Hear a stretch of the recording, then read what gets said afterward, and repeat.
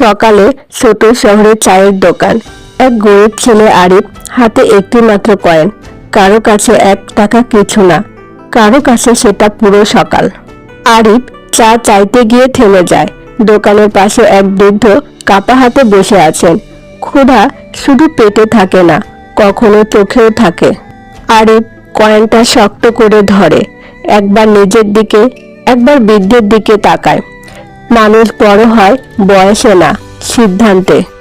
আরিফ দোকানদারকে কয়েন দিয়ে বলে, চাচা, ওনাকে 1 কাপ চা দিন। বৃদ্ধের চোখ ভিজে যায়। যার কম থাকে সে ভাগ করতে জানে।